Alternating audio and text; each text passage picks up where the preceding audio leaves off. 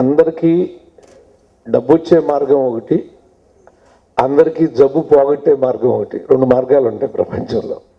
బాబులాల్ జైన్ గారు మన తెలుగు వారందరికీ ఆరోగ్యాన్ని ఇవ్వటానికి ఈ పంచతులసిని ఇక్కడ తీసుకొచ్చారు.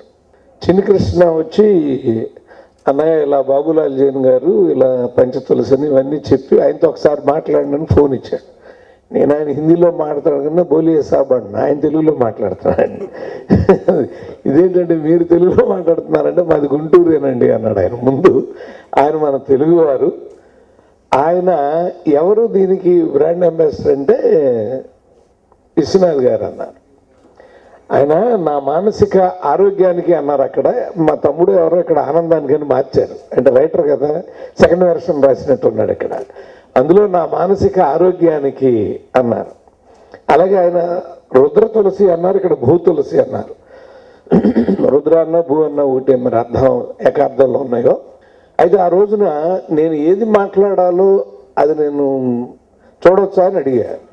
వెంటనే నాకు మంచినీళ్ళ గ్లాసులో చొక్కేసాడు, ఇచ్చి తీసుకెళ్ళాన్నయ్య అని. ఇందాక విశ్వనాథ్ గారు చెప్పినట్టుగా ప్రతిసారి మంచినీళ్ళు తాగేటప్పుడు తాగండి అని.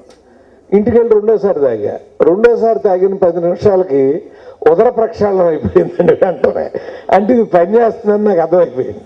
వెంటనే రెండోసారి తాగేసరికి మొత్తం స్టమక్ని క్లీన్ చేసేసింది అది. సో దీనిలో ఒక శక్తి ఉంది అని 3 రోజులు ఏమో అయినట్టుంది తనిచ్చి. ఇంతవరకు కాఫీలో కూడా చుక్కేసుకోకుండా తాగట్లేదు నేను, మొదలెట్టేసాయి అసలు. చూద్దాం దీని. ఎందుకంటే ఒక సుమారు 800 నుంచి 900 సంవత్సరాల పాటు మన జాతి పరజాతి పాలనలో పడిపోవటం మూలంగా మన జాతికి సంబంధించిన అనేకమైనటువంటి గొప్ప అంశాలు, గొప్ప గ్రంథాలు, గొప్ప వేదాలు, వైద్యాలు అన్నీ కూడా మన జాతికి దూరమైనాయి. వాటిలోంచి మళ్ళీ మనమే కష్టపడి వాటిని తీసుకురావాల్సి వస్తుంది. ఒక తులసాకు వేసుకుని తెల్లవారుజాము నీళ్లు తాగండి అని చెప్తారు మనవాళ్ళు. మరి 5 తులసులు కలిపితే ఇన్ని ఆరోగ్యాలు ఉన్నాయి. ఇందాక ఆ యాడ్లో మనం చూసాం. ఎక్కువ భాద్రపద ఆశ్వయుజ మాసములు మానవాళికి విషదవస్థల వంటివి అంటాడు శ్రీదేవి భాగవతంలో. అంటే మనం కొత్త నీరు తాగుతాం. జూలై ఆగస్టు మాసాల్లో వర్షాలు పడతాయి. అంటే ఇప్పుడంటే ఈ మినరల్ వాటర్స్ ఇవన్నీ గబగబ ఫలితాలు పెట్టుకుంటున్నాం. కానీ పాత రోజుల్లో చెరువులోంచో కాలంలోంచో నూతులోంచోనే తాగేవారు నీళ్లు.